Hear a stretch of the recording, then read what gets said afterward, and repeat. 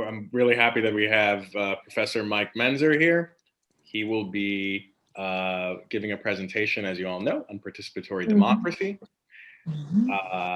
He's a professor at CUNY Brooklyn College, and he's a co-founder of the Participatory Budgeting Project. Many other accolades to his name, involved in a variety of things right now. One thing I'll list off, we are hosting from the Eco-Socialist Zoom account, and to that, Mike is part of a push to municipalize energy in Long Island right now after the hurricane this past summer, if everybody recalls, and there's some good progress being made. So with that, I think we can really see Mike as someone who's really a part of the efforts that a lot of us are pushing for in this moment. So I'm really proud to introduce him, and we'll be having Justin Farmer, Councilman Justin Farmer, and the member of our steering committee in conversation with him after he presents, and we'll open it up from there. So you can take it away, Mike. Thank you so much. All right, thank you very much, Alex, and thanks everybody for having me. It's nice to see Justin again and be in conversation there. I'm going to share screen, and I'm gonna go right here. All right, and present. And that's good for everybody? Looks good. Alex, yeah, great. So again, thanks. I'm a professor at City University in New York, one of the great public institutions in the Western Hemisphere, 270,000 students, Professional Staff Congress, AFT, Local 2334. So I definitely got my union hat on. I'm actually on the climate task force for the AFT. Maybe we can come back to that, where unions are in this moment. AFT has really done a great job of coming around to supporting what we now call the Thrive agenda, which is that Green New Deal agenda. And that'll come up tonight. I'm bringing a couple different perspectives to this conversation. And if, as Alex mentioned, I'm co-founder of a nonprofit called the Participatory Budgeting Project. PB was something that started in Brazil back in the late 1980s, early 1990s, where municipalities turned over some of the control over local public budget to the residents of that town or city or county. As you see the bottom left there, that's when I was on a panel at the World Social Forum in Porto Alegre in Brazil in 2005. That's actually Michael Leon Guerrero speaking there, who was with Grassroots Global Justice at the time. Now he's at the Labor Network for Sustainability. And the reason I bring this up is because the kind of participatory democratic view that I'm going to talk about tonight is very much a transnational view. And it's one in which I really learned about this in the context of movements, as well as, I'm a philosophy professor, so of course I love the history of these ideas as well. But a lot of movements in Brazil and in Mexico and in India and South Africa really inform this view that we'll be talking more about tonight. I also teach urban sustainability studies, so I'm very focused in on the science and the science aspect of this as it pertains to the environmental crisis. And I work with a lot of the climate scientists in this institution called the Science and Resilience Institute, which is based at Brooklyn College, which works on Jamaica Bay. And we're coordinated with local, state, and federal government. So I worked a lot with agency folks over the last 6 or 7 years, especially. And so from my perspective, I love working with the communities. I love working with the agency folks too. And there's positives and negatives on both sides. But in order to transform this whole system, we need to have everybody in the mix. And as Alex was saying, and maybe I could talk a little bit more, we're in a really incredible fight with our power authority on Long Island. Right now, we have a power authority which contracts out to a private utility, PSE&G, which is based out of New Jersey. And their response to Isaias, the tropical storm, was negligent ×4. And thankfully, it wasn't as bad as what we're seeing in Texas. But we need some real transformation in the energy space, and the board is actually considering going to a fully public model. They're going to make a decision about this next month. So participatory democracy is popping right now, and we really just need to figure out how to connect to each other, support each other, and get these ideas in motion. So tonight I'll talk a little bit about the history of democracy. Alex invited me to get into the history. It's nice to kind of have that context sometimes. I'll talk, a lot of times you might hear about democracy coming from the Greeks. I'm going to offer another lineage to the Haudenosaunee, the Iroquois. Here we are in unceded territories, where you are in Connecticut with the Munsee and the Wampanoag, and where I am in Long Island with the Matinecock and Shinnecock out east. A lot of Lenape all over. And there's a very proud and very sophisticated and robust tradition of participatory democracy from those cultures, which inform us to this day. We'll talk a little bit about the view that I call maximal democracy. We'll get into the case of participatory budgeting, which some of you I know are interested in. Talk a little bit about just what's the default conception of democracy. And then I'm going to get into some of the stuff that's happening in New York, which I think that relates to some of the folks here with a big project we have with respect to the health system and some union members in that and hospital workers, and really focused in on how do we bring economic democracy to the healthcare space and to the food system. I had a book come out a couple of years ago after doing many years of research on this called We Decide. And in this book, the first chapter goes through the histories in terms of the practice, in terms of the ideas and the philosophers. Second chapter gets into how it gets put into place in the political arena. The third and fourth chapters, how it gets put into place in the economic arena. The fifth chapter, how it connects to feminism and the question of consumption in a capitalist society, and how do we flip that? And then the sixth chapter brings it back into the government, and how do we bring this participatory democracy logic to transform bureaucracies? And then the conclusion is just about future projects. Don't worry, I'm not going to go through all the chapters tonight, but just a quick little history here. It's a Greek word as we understand it, democracy. Demos and kratia, the people rule. The people rule. The general idea is that there's collective decision-making with rough equality at scale. That is, it's not just 5 or 10 people, but thousands or tens of thousands of people. It turns out, as the historians have discovered, that it wasn't just ancient Athens in 506 BC that came up with this idea. It was throughout what we think of the Middle East or the Near East now. So what's present-day Iraq and Syria, Sumeria, Akkadian. There were what we think of as assemblies, right? Where people come together and have an equal voice in making decisions that affect their political jurisdiction. We've seen this now for about 2,700 years. And there's a great book, and I'm old, so I like books. I have actual books. I love PDFs too, don't get me wrong, but it's nice to be home and you got all your books here when you zoom in. There's a great book by John Keane on the life and death of democracy that goes through these different traditions. But these traditions don't, of course, just come from the Middle East and from Greece. They're on all the continents. And you have it in Bolivia with the Ayu, which is from the Mara tradition. You have it in India with what are called the Panchayats, and Bali with the Seka, Iceland, the All Thing. And these are all spaces for a collective assemblies, for a collective decision-making process that we think of as democracy in its truest sense of the people rule. Now, when we think of the different models, and here's the Iroquois or Haudenosaunee on the right and the Greeks on the left, there's different ways of kind of putting it into practice. And already you can see women at the center of this practice on the right with the Iroquois, and men exclusively in the practice on the left, which is the Athens. So when we go back, and I want to talk about the Iroquois, here's just a map for folks. This is just a little bit to the west of where we are, where you are in Connecticut, where I am in Long Island, going towards the Great Lakes. And you have the Seneca and the Cayuga, Onondaga, Oneida, Mohawk. And they formed a federation, which I really think is one of the greatest democracies that I've ever come across in the history of the planet. And at its peak, ancient Athens back then in 4th century BC, and Iroquois at its peak, still existing now proudly, at its peak in terms of scope, 1142 to the 1600s. They're both participatory democratic. They both had assemblies. The Greek assemblies were amazing. They'd have their quorum. Think about what your quorum, I don't know what your quorum is for DSA. Do you have a quorum when you meet? A number if you're making decisions? We have our quorum is, I believe it's 40, what is it, 30 members or 35? We have a numerical one, not a percent. Or we do have a percentage one. I think it's 10% actually, sorry. Okay, so it can play out to be about 40, something like that? Yeah.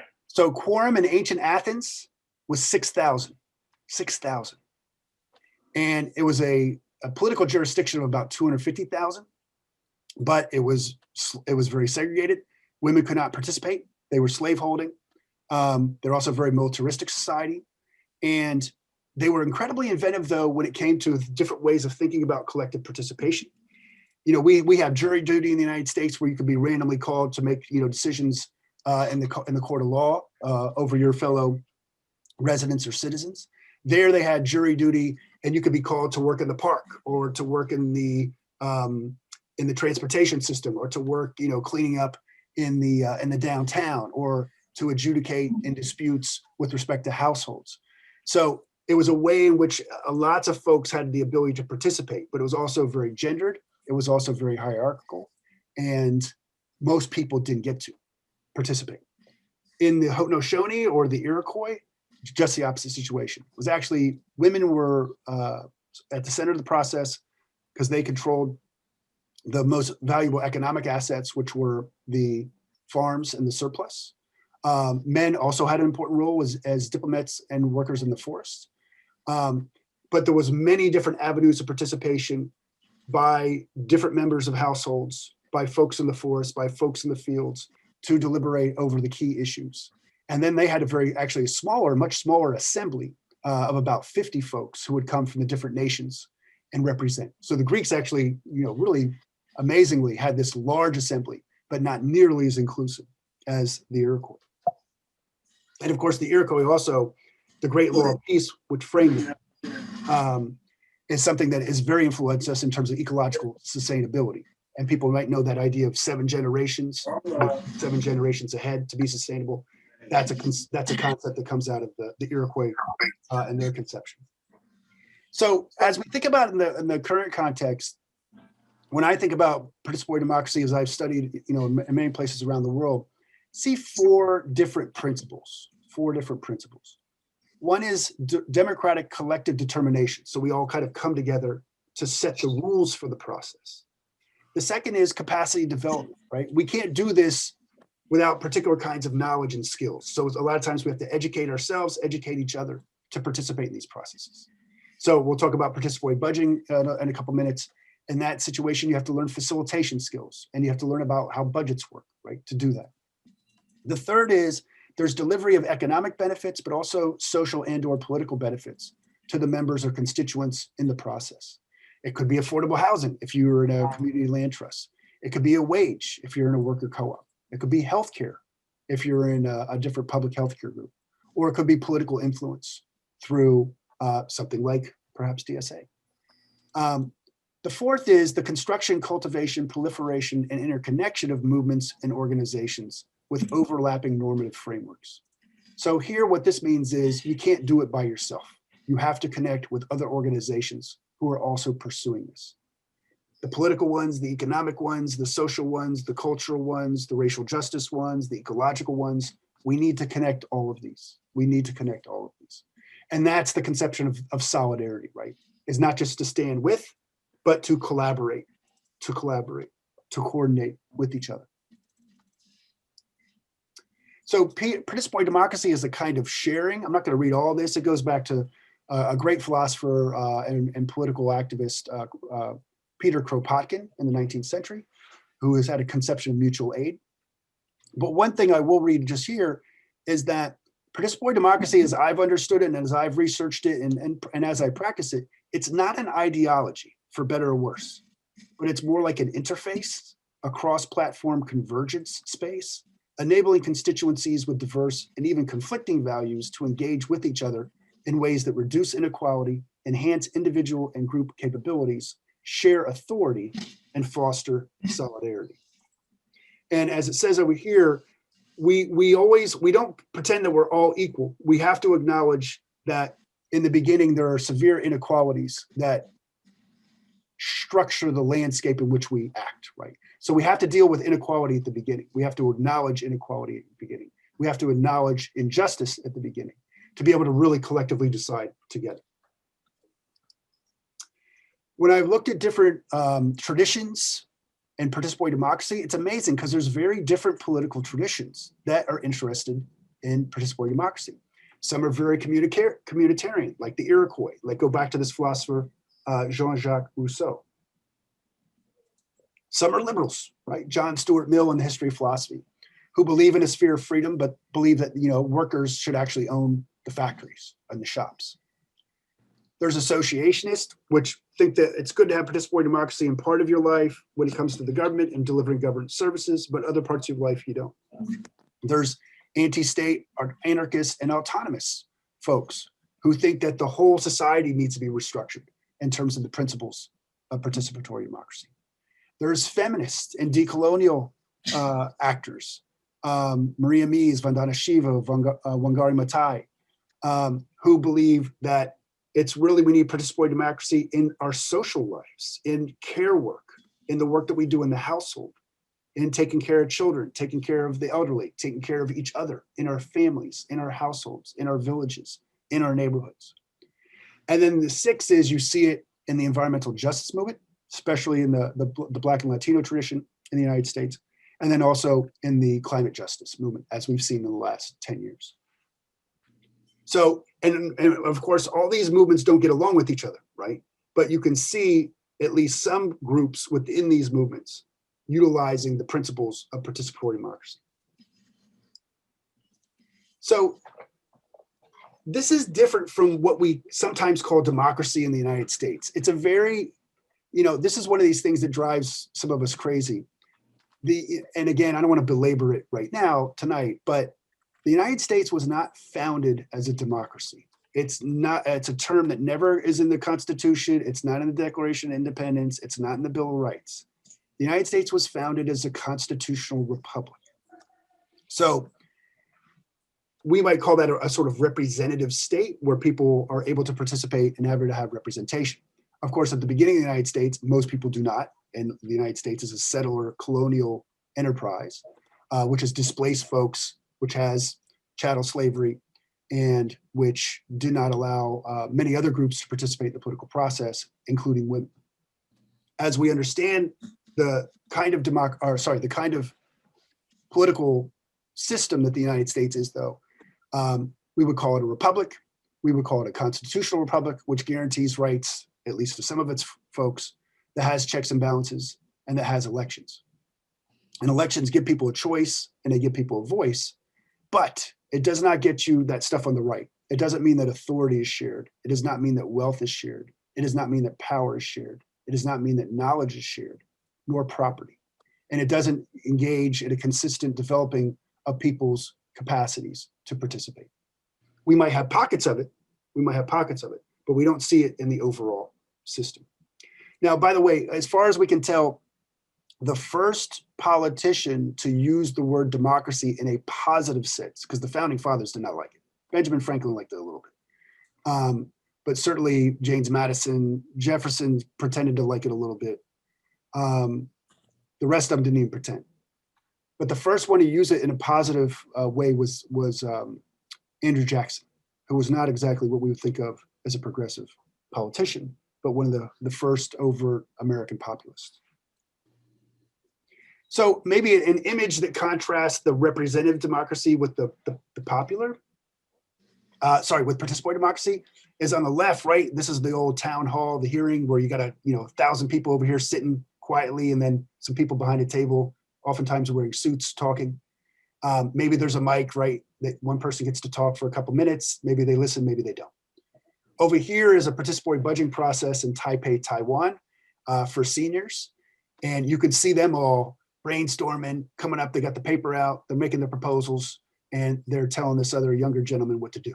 Right? So these are two very different ways of thinking about the relationship between those who govern and those who are governed. And here we might say that the government obeys the people. And over here, we have the government at least pretending to listen to the people. So I'll do an example and then we'll get into the conversation in a second. This is participatory budgeting. Could I see how many people are familiar with participatory budgeting? If people want to raise their digital hand or a few of them. Okay. So it's a process where a public budget's part of a public budget is turned over to a group of people impacted by that budget. They design a process, they brainstorm ideas, develop proposals, vote, and then the projects get funded. This has been going on in the United States since Chicago in 2011. It came to New York the year after that. That's an organization that I've been part of. And in New York, it starts with neighborhood assemblies. And then some of those folks who attend those will step up to help develop all the ideas that come out of this into proposals. They're developed into a ballot. The ballot is revealed to the public, and then the community votes on which projects to fund. Generally, in participatory budgeting, you have multiple votes. So you'll have 3 votes or 5 votes. So it's not a winner takes all situation, but it's one where not only do the people get to choose the projects, but they get to develop the projects that are on the ballot. I think what happens here is that when we think about participatory democracy in terms of something like participatory budgeting, then we think about democracy not as choosing someone to do stuff for us, right? That's kind of like what an election is. And elections are important. We're not saying elections are important. But we're saying that an election is a process by which we choose someone to govern. Participatory democracy is when we come together to collectively solve a problem in a collaborative way, right? And you can see that in participatory budgeting. You can see that in a worker cooperative. You can see that in a community land trust. You can see that in a public bank. And these are examples where the people who are members of that institution, organization, jurisdiction, collectively come together to set the agenda, to solve the problem, to brainstorm the solution, to come up with the budget, as opposed to voting to choose someone to do that for them. One thing that's very exciting in Brooklyn is one of the largest scale participatory democratic processes that I've seen in the United States. And this is an example where, like in a lot of places, they're closing, if they had public hospitals, and they're closing them down. And there were several in New York that had been closed under Giuliani. And there were a few left that were still some big fights after Bloomberg and de Blasio came in. And one was Interfaith Hospital in Bed-Stuy, Brooklyn. And they were going to close it. Community said, we're underserved in terms of healthcare, can't close it. Big fight over it. And they won. But they quickly said, look, we don't want to save this hospital. This hospital is inadequate. It's not properly funded. It's got all kinds of budget problems. There were corruption scandals with some of the leadership. We want to transform it. We want to transform it. And so what they did was they got a leadership, and they got the CEO, Lorraine Brown, and they had elected officials who were working with them. And they said, look, we're serious about this participatory democracy thing. We really want to think about how do we use the hospital system to help bring participatory democracy to Brooklyn. And so what they do, they studied, and they actually went to Mondragon Cooperative Federation in Basque, Spain, which is one of the biggest economic democracy operations in the world, right? It's 90 co-ops, it's over 100,000 workers, and they're a juggernaut. And they're just, the production is very high-end bikes and MRI machines and refrigerators and all kinds of buildings. And they went there to learn about it. And then they developed a plan for the ways in which they were going to spread these principles of participatory democracy in central Brooklyn. So they've created worker cooperatives, including Brooklyn Packers for delivery. They're doing one for furniture. Right now it's furniture delivery. They want to do furniture manufacturing. They've done gardens, community gardens, and supporting the creation of new school gardens that are also open to the community. They're really big on hydroponics. We live in a cold climate. You got to be able to grow in the winter, right? So hydroponics, you grow without soil in a controlled environment. And they're training a lot of kids in HVAC. And this is before COVID, by the way, right? HVAC is one of the critical infrastructure needs in the world, right? Heating and ventilation. So that's a key trade that we need to rebuild the infrastructure that we have to withstand climate change and also deal with air quality. So the original organization they have, and they got started, believe it or not, by the Medicaid reform money that came out of Obama, the Obamacare, back in the 2000s. And what the Obamacare money was designed to do was to reduce state Medicaid spending. And they were like, okay, you could do that in a real austerity way, right? Where you're just cutting services. But why don't we use this money to actually address what are called the social determinants of health, right? So why are people sick to begin with? They lack consistent housing. They lack stable housing. They lack accessible food. They lack adequate schools. And so they created a process by which they did research on what are called the social determinants of health. And because they're so true to the principles, this group, they trained kids using college students to train high school kids from the neighborhoods that they were doing the studies. So this was Bed-Stuy, this was East New York, Brownsville, Canarsie, Flatlands, and apologies to I'm leaving out somebody. That's all right. So these were, and I'm at Brooklyn College, right? So I was helping to support this process. Gretchen Susie and other folks, Roger Green, who are part of this coalition, were really anchoring it. And so it got the kids involved in learning about the problems, talking to the community about the problems, and then the community set the agenda for what they wanted to do. So this is a participatory democratic process that didn't just do the co-ops, and they want to do participatory budgeting. They can do that probably next year or the year after. But they did the participatory democracy research, where they trained each other in the communities to go out there and find out what the community understood to be its problems. And now it's combined with a state program called Vital Brooklyn, a city program which had to do with the reorganization of the hospitals called One Brooklyn Health. And they're really focused on the food system. They just created some new senior housing. And you can see here, this is the vision for a community-owned food system, where they're not just talking about the gardens, but also waste management and retail distribution. You can see all these different ways of understanding wellness. Wellness is a word, right? Doesn't necessarily seem like to be a big political word necessarily. For them, it's for these groups, and again, I'm an ally supporter here, it's a very political word, right? How do we define wellness? How do we produce wellness that addresses racial justice and that embodies racial justice, that gets into education, that deals with violence prevention, that deals with foreclosures, which was one of the things that was causing so much health stress. If you don't have stable housing, it's very difficult to be healthy. And one of the new projects, which is an area where I work on Jamaica Bay, is not only to create new housing, but to do it in a sustainable, resilient way, where there'll be a farm on site, where there's green infrastructure to help keep the buildings cooler and deal with flooding. So it's a very holistic, multidimensional kind of process. So let me pause there, and there's always, more conversation that can have on the slides here. But let me just pause it there, see if there's any questions, and to get into this conversation with Justin. Take it away, Justin.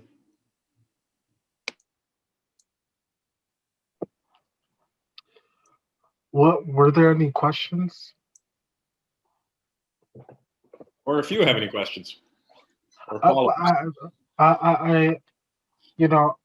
think the first question I had in terms of the presentation is, what does,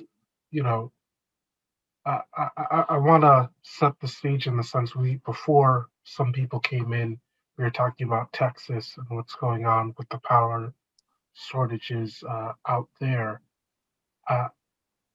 I've seen over the last couple of years many trends of people saying, we need more power. We need more power. We need to understand that power, and we need to have control over that. In terms of Texas, it's literally the utilities and power. But you have this conversation about pertinent infrastructure and community members having control over it. So whether that is, tenants unions, or you're talking about energy, or you're talking about environmental stewardship, where people are saying, well, either land banking or land trust, where we need to be in charge of these assets and make these decisions. What do you make of that process? Because from your perspective of what you laid out, this is a very sacred tradition that has been done over and over and over again, but in many ways seems new and daunting when we talk about public participation. Yeah. And we're such, and I hesitate to use this word, but I'm going to say it. In the United States, we're primitives in this regard, right? We have so little experience where we collectively decide how to do things. Maybe with friends, on a Friday night, or maybe, maybe some family does this occasionally. But when it comes to work, when it comes to school, when it comes to politics, we are very rarely given these opportunities. So our skills are very not undeveloped. They're very undeveloped. I personally like what I call the sectoral approaches to participatory democracy. I mean, you could think, well, how would we make the Congress, participatory democratic, or how, wait a minute, let's just take power. Let's take your water utility. Let's take basic goods. Let's take healthcare, right? In Brooklyn, they're doing around healthcare. I think electricity is one where you see the absolute importance of having the public involved on a couple different levels. And one thing that's really important to say here is that participatory democracy doesn't mean, oh, we're just going to bring a bunch of people into the room and then they're going to vote on what we should do. No, that's not participatory democracy, right? Participatory democracy is when people have access to the expertise and support infrastructure to help make decisions about things that are important to them. That can take, sometimes you can do that in an afternoon. Sometimes it's going to take a year. Sometimes it's going to be over the course of many years or your whole lifetime. So when we look at the electricity sector, there's very specific needs very specific areas that we need public participation. One is, what's the plan, right? This is just a basic one.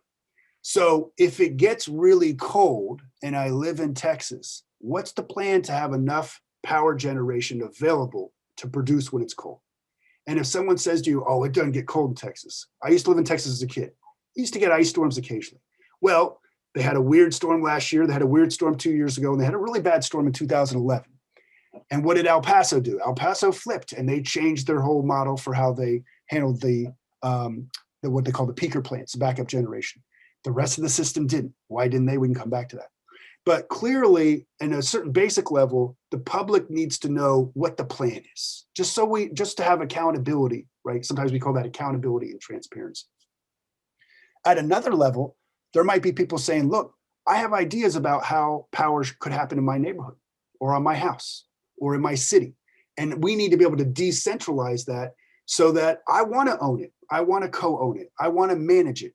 I want to be able to have a say about what sorts of energy are my sources. And yeah, I need to work with experts on that, just like the politicians work with experts. The politicians don't know 90% of nothing, right? And I just say this, I'm not even saying this as a negative. There are too many things for even the smartest politician to know. There's a million things you got to know. So they have access to the expert knowledge, right? They have the trusted people who come in.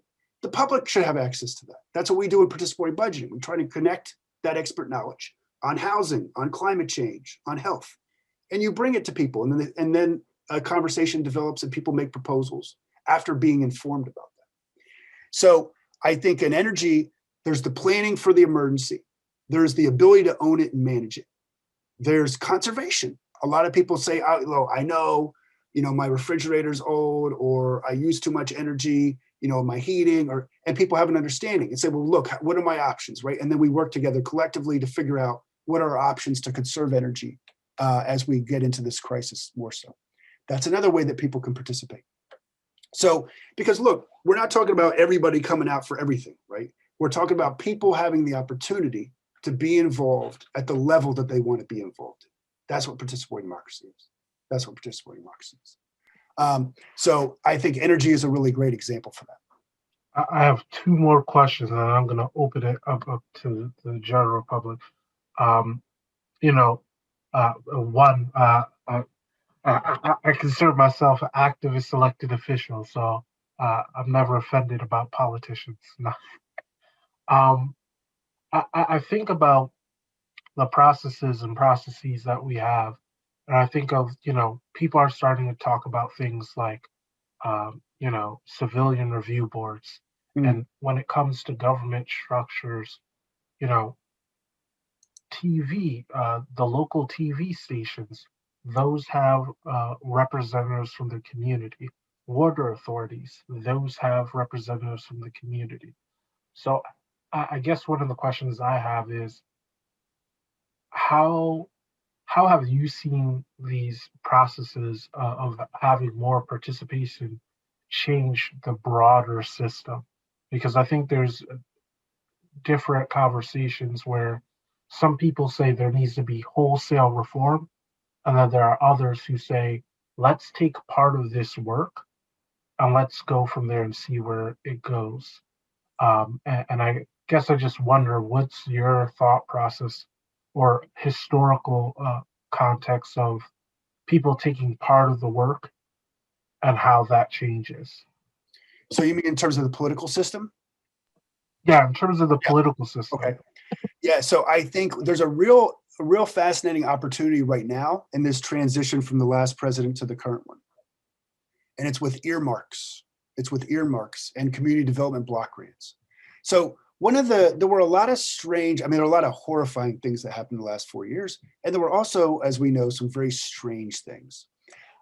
One thing that happened, which people maybe didn't realize, was what are called earmarks, where Congress people have discretionary funds, millions of dollars per year, that they can do however they want for their constituents. And so we didn't have them for last couple of years under the last Congress and the last president. And they're coming back, earmarks. Now, they can be corrupt, right? They can just be, oh, this person is going to do whatever they want, give it to the developer they like, or the rich business person they like, or the rich community that they like, or whatever. Or this could be participatory budgeting funds, or go into a community energy fund, or go into a community health and wellness fund that actually goes to the folks most in need of that good, right? So here's an example where it's a federal policy that goes across the entire United States to all 535 elected officials, and having these opportunity to have discretionary funds to best serve your constituents.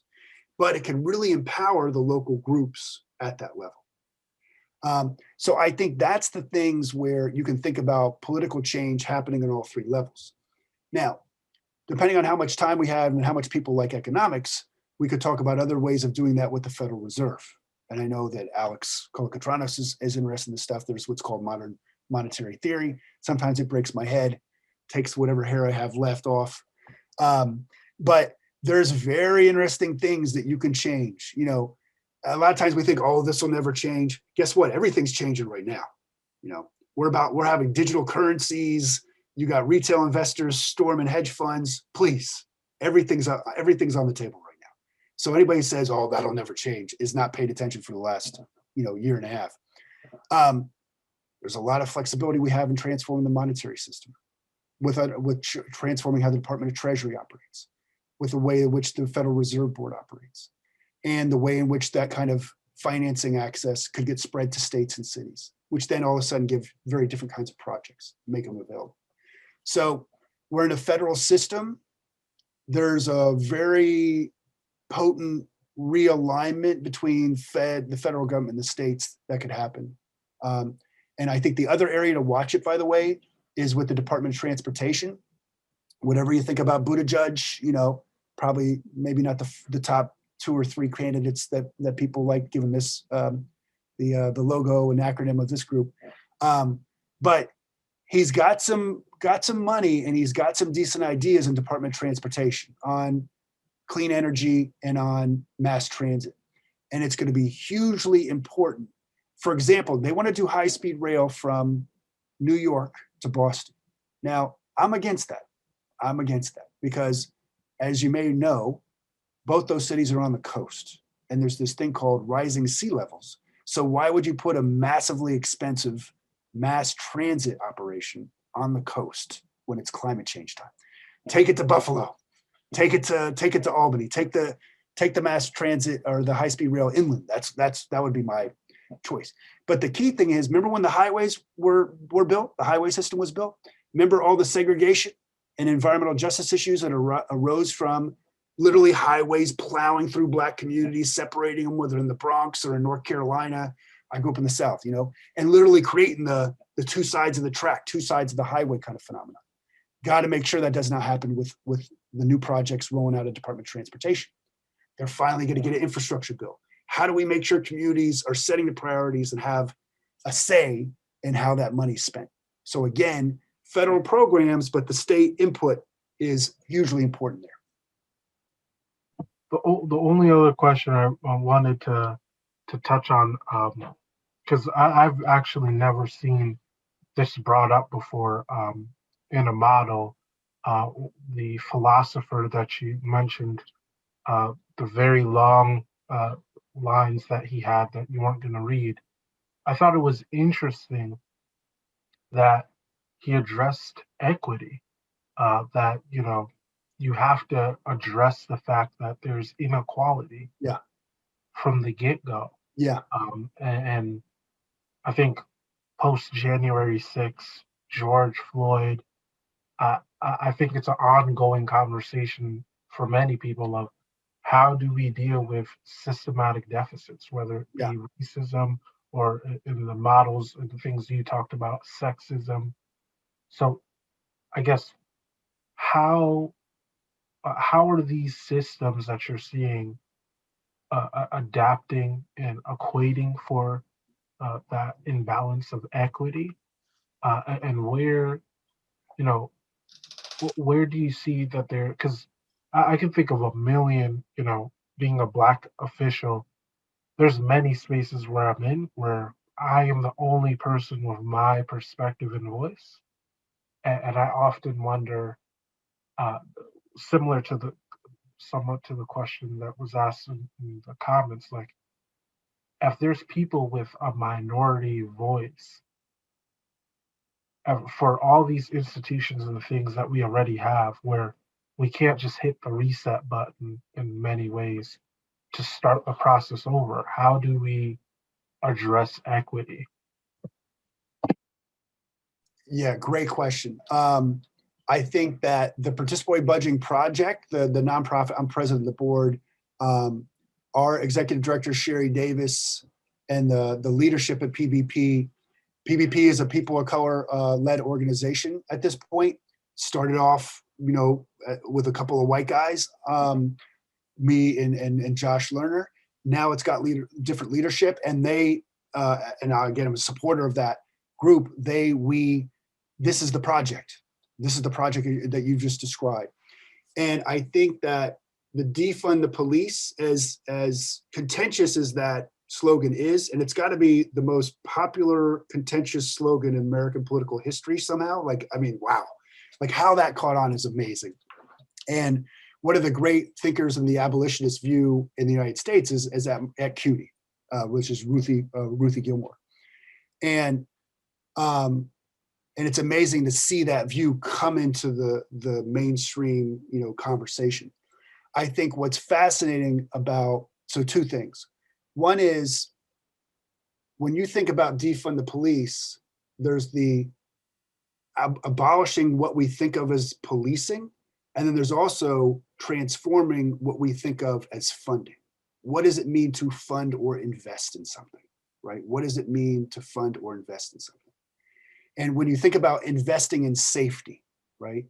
You know, we got the biggest military in the world times 20. I come from a military family. They couldn't prevent a little virus from getting around the United States, right? There's a whole other kind of apparatus that you need to defend ourselves, to keep ourselves healthy.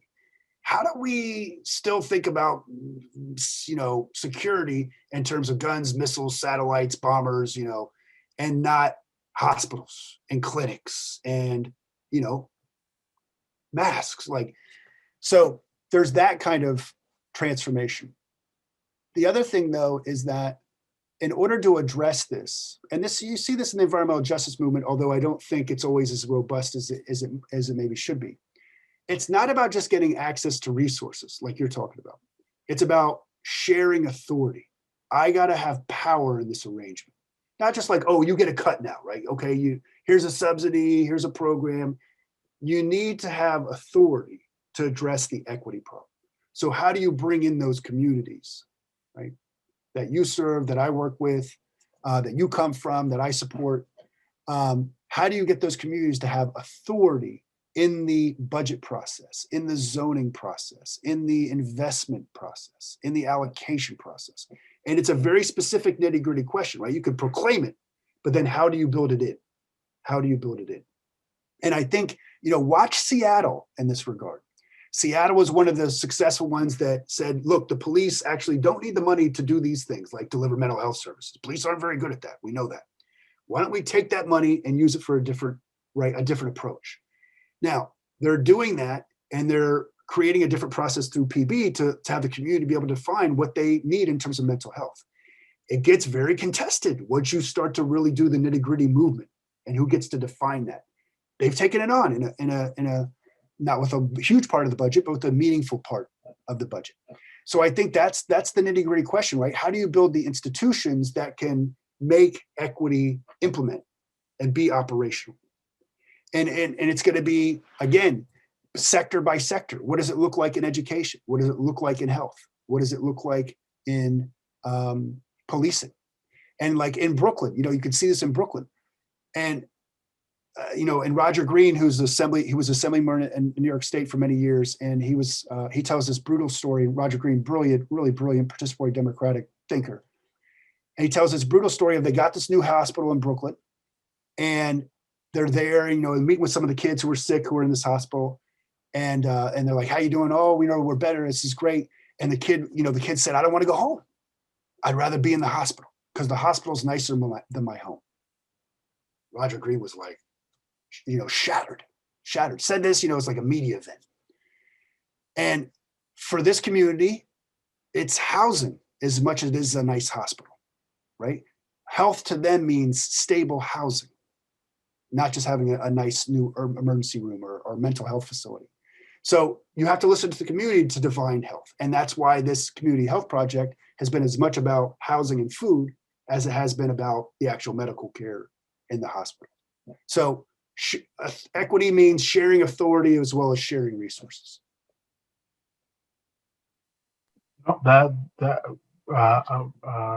Definitely have some homework to do, and great perspective. Chris asked in the comments, how can this be done in rural communities in CT, which tend to be more conservative? Terminologies and idea can be pretty alien and spooky compared from what they hear on Fox News, but they aren't in ways always upset about the town government not being transparent and letting the public have more say. Yeah, so I think, as someone who grew up in rural communities in the South, I'm very conscious of that split, of the urban-rural split in the United States and the way that it plays out. And even where I live in Long Island is interesting because it's a little bit of a hodgepodge of that. I think that you have to know the local conversation and the way that people understand things and what's meaningful to them. So there's a tradition in the United States, for example, in electricity for cooperatives, where the community members own the electric utility. That's different from municipal. So it's not the town or the county that owns it, but it's actually the individual ratepayers that own it. This was something that happened because the big private utilities didn't want to go into rural communities. So the federal government, and then especially with FDR, but also before then, created a system by which the residents could own the electric utility. And then they elect their own board and they manage it, and the profits get invested in ways that meet their priorities. The way that that's portrayed is in a kind of,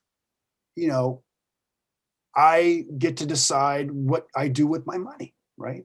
So it's sort of like control over my own taxes or control over my own payments for the service. So as a ratepayer, I have a say. They're not necessarily thinking about it in a much, in a Kropotkin or an indigenous perspective. They're bringing their idea of like their family or their household being able to have a stake and ownership of this thing. So there's certainly a tradition in cooperatives, in worker cooperatives, and in cooperative utilities, where it's, again, participatory democracy is able to kind of be implemented in different kinds of political ideologies and traditions and responding to different values. So I think that, and for example, they might think of that as the government, they keep the government out of it. So it's actually got sort of a, that kind of a ring to it in the cooperative utility. I think that we're in a moment right now, and I don't want to talk too long because I want to get to other questions too, but it's a great question. But one thing that is really important, and one thing that and again, the Trump last 4 years, it's hard to talk about a lot of stuff right now, but there used to be this traditional conservative division, right, between, liberals don't trust corporations, and then the conservatives don't trust the government. But in a sense, there's this convergence that neither side trusts unaccountable bureaucracies, right? Neither side likes unaccountable bureaucracies. Sometimes there's an unaccountable bureaucracy in your corporation. Sometimes there's an unaccountable bureaucracy in your government. What people like is responsive, collaborative organizations that own up to and are accountable to the service that they're delivering. So I think there's a kind of middle ground there. But on other issues, it's just we're in revolutionary times, and the transformation has to take place. Like, so you don't have that conversation with climate deniers. That's a whole different situation, right? And you don't appease folks, some of the electeds in Texas right now who are just, blaming windmills for what was actually a system created by Enron, by the way, in the late 1990s, one of the most corrupt corporations in US history. But I definitely think that there are traditions in the rural America that can definitely connect to some of these kinds of proposals.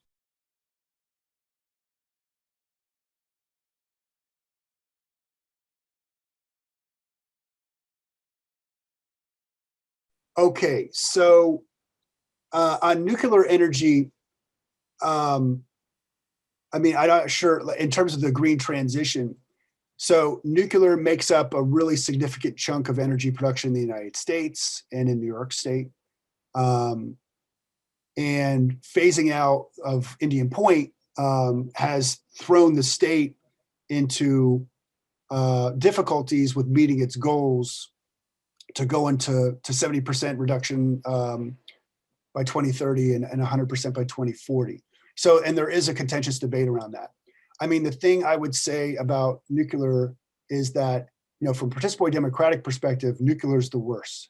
It's the least accountable regulatory body and energy body.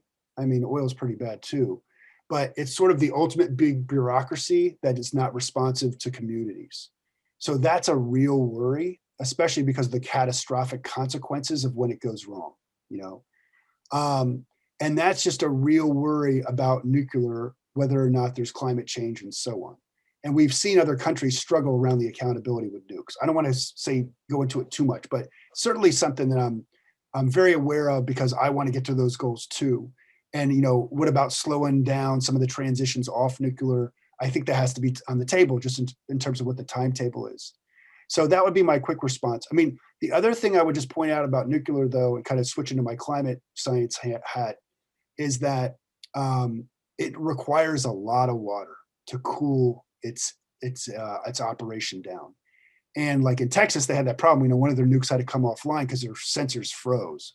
But there's a lot of critical water issues in a variety of parts of the world in the United States right now. And so nuke is going to get tough in some of those locales because of water scarcity. And with nuke, it doesn't suck up all the water, right? It puts it back, although a lot evaporates in that process and the temperature is higher. So there's some other very serious technical problems with nuke. I got to say, just on the energy stuff, look, we're in a bad spot. We should have been doing the high-tech research 70 years ago, at least 30 years ago. Instead, what did Obama invest in? Fracking, right? He was the one who perfected fracking technology. He should have been perfecting solar storage. But Larry Summers, blah, blah, blah.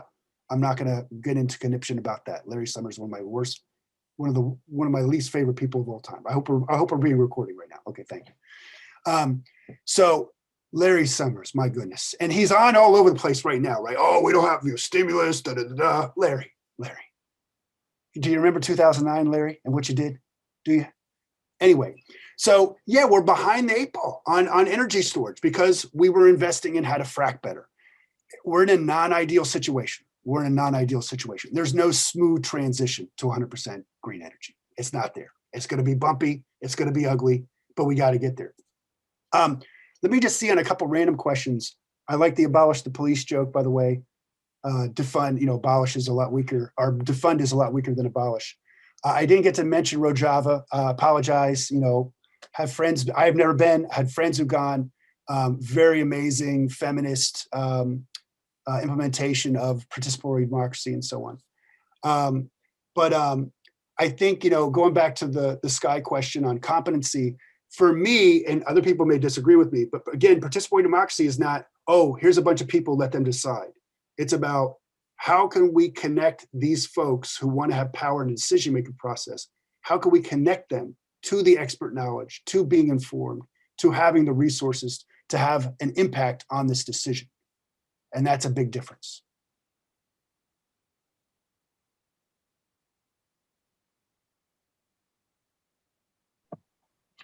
I know there's one more question before someone asked the name of the Brooklyn program. Sorry. I didn't. So on the slide, I saw that question too.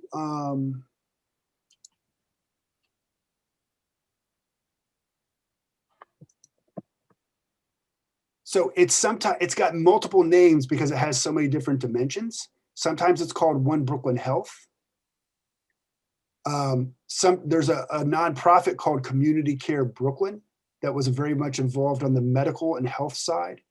Then there's the recent nonprofit is called Brooklyn Communities Collaborative. They're helping to connect the economic democracy projects to the health projects. And then one of the lead, there's Bed-Stuy Restoration, Brooklyn Movement Center. These are some of the organizations that are critical, especially in the food space, which is one of the ones I'm more active on. And sometimes it's called the Brooklyn Enterprise Zone, because there's also workforce development and small business incubation. So it's many, many different names. But I think if you go to the Brooklyn Communities Collaborative website, which is brooklyncommunities.org, you can see a lot of the links there. I'm just impressed by the off the hand, adding to the presentation. Happy to do it.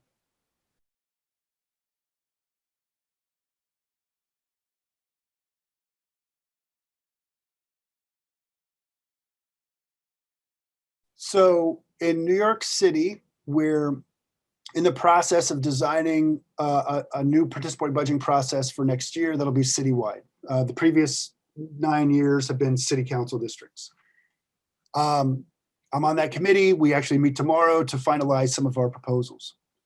I think some of the exciting possibilities are a PB for resilience that would be completely equity based. To allow communities to actually put forward their own projects and plans for making them resilient in the time of climate change and racial injustice is hugely critical. It doesn't mean the communities solve all the problems with PB, but it means that they get something meaningful in their community, which helps set an agenda for the community. It could be around workforce development. It could be around a senior housing complex. It could be around a microgrid that keeps them safe during a blackout. So I think thematic PBs are a trend that I would like to see, especially in the larger jurisdictions in the US. Of course, Brazil had every type of PB imaginable, right? They did, 1,000 different varieties. They had housing PB. They built affordable housing, parks, workforce development, all kinds of stuff. United States, you haven't seen that nearly as much. The other thing that I'm very excited about is the possibility of what we call an open space PB. And this would not be an allocation of funds. This would be an allocation of property or place, where there could be proposals on how to utilize a particular street, a particular abandoned building, a particular park space, or Broadway, maybe Broadway, the whole thing, right? What if you had a PB process about how to best use Broadway, which is this long road that goes through this island called Manhattan. So There, you're talking about the public's ability to utilize something that belongs to the public, which is the space of the public. I really think that that's something, especially during COVID and climate change and heat and flooding, for people to have more control about what the street looks like, what the park looks like, is a huge one. The other is there's a youth PB that's happening right now, and it's all for programs. It's not for capital projects, it's for programs. And it's been amazing what the youth has developed, and youth here is age 13 to 25. So many mental health programs, so many food and sustainability programs, music, and just to have people be able to think creatively about the kinds of programs that they might want to have access to. So that, I think, is what's on the imagination. That's what's firing up the imagination in New York right now. I think when you look globally, people point to the Paris France's PB, which is a multi-year PB for large scale projects and themes. So their big theme, when they did it over the last 5 years, was homelessness. How to just get a whole range of services to move people out of it and put people in a much better position. And they've also engaged in more large scale projects like around transportation. So I think transportation's another one. In California, they had approved PB for that. They hadn't really done a large one. But again, this kind of goes back to what we talked about with Justin about, if there really is going to be some infrastructure money, let's make sure we build a transit system that enhances racial justice, doesn't replicate environmental racism. So I would point to the infrastructure bill finally going to happen, setting up PBs in congressional districts across the United States could be really pivotal in designing and pushing that money into projects that really enhance racial justice.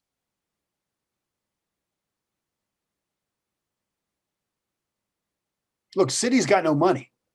So PB in the cities, look, cities do PB when they don't have money, because they're like, we got no money, we may as well just give it to people, right? US budgets don't work that way, because you just have so many obligations with that money to the schools, to the workers, to the, So we need to get that federal money. Federal money is going to come. Trillions have already come, and we got very little of it. We got very little of it.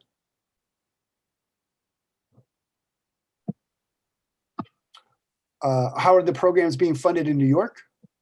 It's out of the mayor's budget, the new PB. We don't know what the amount is yet.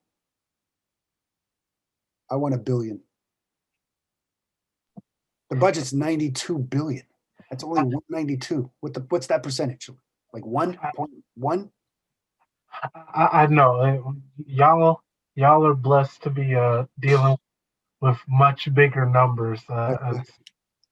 With all the money in New York, it should be 3 times higher than that, honestly. Connecticut. There's no shortage of money in New York and New York State, nor Connecticut. Connecticut's state, the whole entire state's budget is $30 billion, which is just. But the amount of money in people's pockets or bank accounts in Connecticut is quite high. There's no money flight. More money's coming in with all the new people moving back, all the rich people moving back, right? This is true. I always laugh where I'm like, Yale has an endowment as big as the state's operating budget. And there's Yale. Yeah.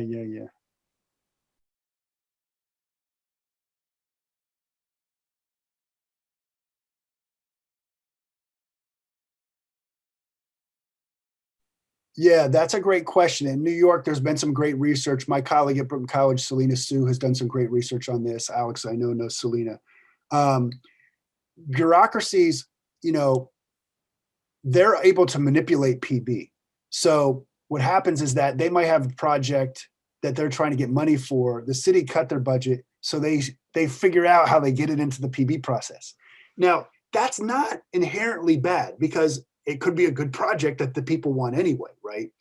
But it does go against the spirit of PB, which is that the projects could come from the creativity and the desires of the folks working with the city agencies. I think this is one of the great under-theorized challenges of our time for radical politics people. How do we transform bureaucracies? Everybody likes to make fun of them. Everybody likes to condemn them. we know a lot of, we be honest, you know, city workers, you might have city workers in your family and, you know, maybe you like it, maybe you don't, that's a whole other thing. But, and in New York City, the civil rights movement worked very hard so that Black and brown people could become city workers. And a lot of those unions are majority people of color unions now. And so this is our people, man. I mean, at CUNY, a lot of the students we have go on to work for the bureaucracy. They'd love to do a lot of them, not all of them, but a lot of them would love to do a lot more collaborative governance process. They're not trained to do it. This goes back to just before. We're primitives. We don't know how to do, we can't tie our participatory democratic shoes. We're so impoverished. We have so little practice. That's why we're so excited to get PB in schools, by the way. PB in schools, PB in schools, PB in schools. Don't let them do these elections. PB in schools, have them do PB. You learn a lot more about collaboration. I think that was an answer to a question. I got off on PB in schools. The Brooklyn PD program in Central Brooklyn, that was the One Brooklyn Health and Vital Brooklyn. By the way, we're doing a course, and I can send this to everybody, but we have a new curriculum in economic democracy at CUNY. We have a new curriculum in economic democracy at CUNY. It's a certificate program. It's 4 courses. And one of the courses is economic democracy, which I teach. It's being offered in the summer this year, just found out, June to end of July. I taught it last fall as well. So if you do want to, if you think about courses in this space, please get in touch with me. School PBs. In New York City, it was in the high schools. In Phoenix, it's in the high schools. In the United States, it's primarily been in some high schools. Oh, and right, in New Haven, it was K through 8, it was elementary. In other countries, though, it's been elementary as well. It's gone very well. PB in schools has gone very well, better than a lot of cities.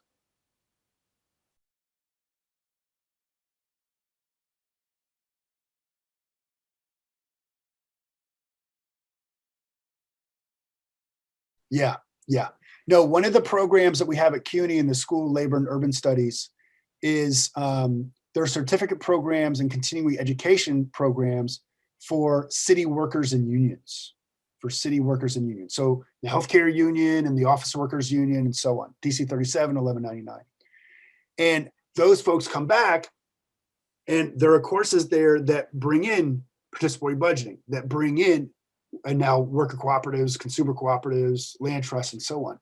Because you want the folks in the government to be aware of these kinds of programs to develop as policies and programs in all these different sectors. The other thing, though, is that you need also to be able to teach folks how to do participatory democratic engagement with constituents and with folks receiving the services. A lot of agencies are scared to death of the public. It's kind of, and that's why they're so defensive, because they just think the public's going to yell at them. That's the whole public hearing problem. We got to get past the public hearing. We have to have a much more sustained collaborative model of engagement. This is a long story. We're doing this in Brooklyn and Queens with CUNY and with the Science and Resilience Institute. But I think that's the way you transform bureaucracy. You transform bureaucracy by giving folks different skill sets, but then also giving them the opportunity to collaborate with public stakeholders in sustained ways, not just one-time events. And you need grant funding to do that, and you need cooperation and buy-in from agencies to do that. And we've had some success with that around climate issues around Jamaica Bay in Brooklyn and Queens. I want to add one more thing about what I think PB teaches and offers, which is I think some of my labor friends and folks might make fun of me a little bit around PB sometimes or these kinds of things. But one thing I learned from doing PB at the university level is that it does something that's essential to what we talk about, I think, in the labor movement and what we're trying to do here in DSA, which is build a committee. Who are you bringing onto that steering committee, and how are you scaffolding them into roles of greater and greater responsibility to actually build the process out? Because reaching thousands of people for a PB process, whether at a college, university, neighborhood, whatever, requires capacity as a committee. And that doesn't happen overnight. That takes a strategy, and that takes different that takes different kinds of initiatives, trying things that fail, but being able to return to a group that constantly is deliberating on that and bringing into people in that deliberation. So I think we also should see this as part of an effort to really teach people skills in organizing things, and that's indispensable for inside of other PBs moving forward or outside of participatory budgeting itself. Yes, no, that's a very good point. And in that sense, PB is a gateway, right? And people also gain a little bit of skills and how to collaborate and how to facilitate and how to listen to others and how to create a project, and how to think about equity and maybe take a step back or withdraw the project because it doesn't enhance that goal. These are all things that we've seen people learn about in PB. And one of the other really important things about PB, it's a simple thing, but it's not winner take all. It's not winner take all. Several proposals win. That's a much different mindset, right? Than we just got to go and beat everybody, and proposals come back the next year. It's not like this, it's not the traditional electoral model where you have that victory and the other side is vanquished and then you have to wait several years. I want to, just share perspective and thank you for your time and knowledge. You said earlier, politicians don't know everything, and that is definitely the truth. And I think as we talk through this, especially the last few minutes, something that I've really come to the conclusion is that these democratic processes allow for people to really self-represent. And, we have these organized bureaucracies and we have individuals that have a representative democracy, but it comes back to the core system that we don't have a village anymore. We don't work in such a cooperative way. Until Alex's point, if you have to get together with your community and think and strategize and struggle and come up with a plan on how to share that perspective, and it's not winner take all. It's what is the common good? Yeah. That allows you to go back the next year and develop new skills, add on, subtract from what was bad, learn. But also, something that I've really taken away is that it engages people in the political process in a much different way. Because if you have the mindset and understanding of how to engage with your community and how to self-advocate, voting is not just, a task that you do once or twice a year, but it really becomes a mindset of how do I engage with my community? So I love this conversation because these democratic processes, when we allow and empower people, and the very important thing that you said, Alex is probably making fun of me because I just finished reading Rules for Radicals. But when you give people power, which is so important, and allow them to self-govern, all of a sudden things that were hard before, people realize like, oh, if I have the power, I have the ability to change my circumstance. And all of a sudden they're not fighting for survival, but they're envisioning.